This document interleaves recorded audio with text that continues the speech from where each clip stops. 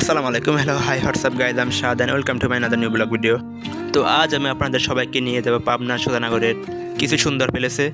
তো আপনারা দেখতে পাচ্ছেন আমরা ঘূর্ণির বেগে চলছি সুধানগরের সেই ঐতিহ্যবাহী খয়রান ব্রিজের উদ্দেশ্যে। তো আজকের আবহাওয়াটা খুবই সুন্দর ছিল, এই জন্য আমরা ঘুরতে বের হই। তো আপনারা দেখতেই পাচ্ছেন ইতিমধ্যে আমরা খয়রান ব্রিজের উপর চলে এসেছি। তো প্লেসটা খুবই সুন্দর ছিল, বিশেষ করে বিকেলে আসলে এই জায়গায় আসলে খুবই ভালো লাগে। তো আমি নিচে তাকে দেখছিলাম যে পানি কতটা বেড়েছে। তো দেখতে পাচ্ছেন চারপাশের পরিবেশটা খুবই সুন্দর, ওয়াও। তো আপনারা কে কে এই খয়রান ব্রিজে এসেছেন অবশ্যই কমেন্টে জানাবেন। তো আমরা দেরি না করে আমাদের আরেকটি গন্তব্যের উদ্দেশ্যে চলছি। তো আমরা এখন যাচ্ছিলাম নাদিরগঞ্জ ফেরিঘাটের উদ্দেশ্যে।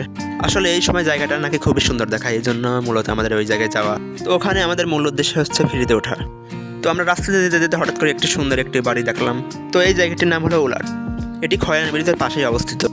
তো দেখতে পাচ্ছেন বাড়িটি খুব সুন্দর ছিল। আসলে আমি আগেও এখানে অনেক কয়েকবার এসেছি। তো এর আগের বার যখন আমি এই রাস্তা দিয়ে এসেছিলাম তখন রাস্তাটা খুবই খারাপ ছিল। কয়েকদিন আগে রাস্তাটা এত পরিমাণ খারাপ ছিল যে এই রাস্তা নিয়ে কোনোভাবে গাড়ি নিয়ে যাওয়া যেত না। তো আলহামদুলিল্লাহ বাড়িটি খুবই সুন্দর, আপনারা কে কে এসেছেন অবশ্যই কমেন্টে জানাবেন। তো আমরা দেরি না করে আমাদের মূল গন্তব্যের উদ্দেশ্যে বের হয়েছি। তো আপনারা দেখতে পাচ্ছেন আমরা চলে এসেছি নাদিরগঞ্জ বাস স্টেশন। এখানে এসে আপনারা ইচ্ছা করলে বাসে উঠে বিভিন্ন জায়গায় ঘুরতে যেতে পারবেন। তো আজ সারাদিন প্রচুর পরিমাণ বৃষ্টি পড়েছে এখানে। তো বৃষ্টির জন্য রাস্তাঘাটে দেখতে পাচ্ছেন প্রচুর পরিমাণ পানি বেঁধে রয়েছে। তো আমি আগে এখানে যে এবার এসেছিলাম তখন রাস্তাঘাটের অবস্থা খুবই খারাপ ছিল। তো দেখতে পাচ্ছি রাস্তাঘাট সেরেছে।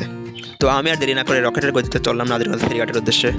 তো অবশ্যই প্রায় 2 ঘন্টা পর আমরা নাদিরগঞ্জের ফেরিঘাটে এসে পৌঁছালাম। এখানে দেখতে পাচ্ছেন অনেক গাড়িগুলো এখানে জ্যাম বেঁধে রয়েছে, কারণ ফেরি এখন আসে নাই। যখন ফেরি এখানে চলে আসবে তখন ট্রাকগুলো ফেরির উপরে উঠে নদীর ওই পার হবে।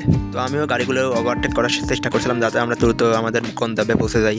তো আজকে দেখছি গাড়িগুলোর চাপ খুবই কম। তো সারাদিন বৃষ্টি হওয়ার কারণেই মূলত এখানে যানজট কম। তো দেখতেই পাচ্ছেন আমাদের গন্তব্য প্রায় ঠিক সামনে দেখাই যাচ্ছে। তো আপনারা দেখতেই পাচ্ছেন এখানকার রাস্তা খুবই খারাপ, এই জন্য আমি খুব সাবধানে গাড়ি এখান থেকে নামাচ্ছিলাম।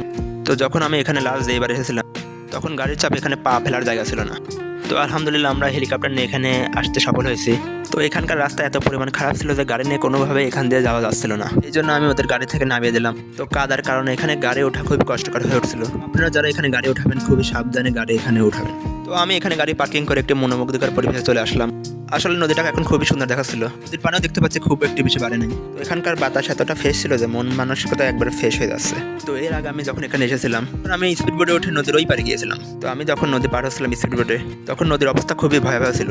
নদীর ঢেউ এবং স্রোত এত পরিমাণ ছিল যে নদীতে নামতেই ভয় করত। আপনারা যারা নদী পার হবেন খুব সাবধানে পার হবেন। বর্ষাকালে নদীতে এত পরিমাণ স্রোত ও ঢেউ থাকে যে তো জীবন বাঁচানো প্রায় অসম্ভব হয়ে যায়। তো এখানে দাঁড়িয়ে আমি হঠাৎ করে দেখতে পেলাম 2 জন জেলে এখানে নৌকায় করে জাল দিয়ে মাছ মারছে। তো নদীর আশেপাশে যাদের বাড়ি থাকে তাদের দেখে মনে হয় যে নদী দেখে তাদের কোনো ভয়ই হয় না। তো আমি দেখতে পাচ্ছিলাম যে এরা নৌকা দিয়ে নদীতে অনেক মাছ ধরছে, বিশেষ করে চিংড়ি মাছ ও বেলে মাছ। আসলে নদীর মাছ খেতে খুবই সুস্বাদু হয়। বর্ষাকালে এত পরিমাণ পানি হবে এখানে যে নদীর এক প্রান্ত থেকে অপর প্রান্তে শুধু পানি আর পানি দেখা যাবে।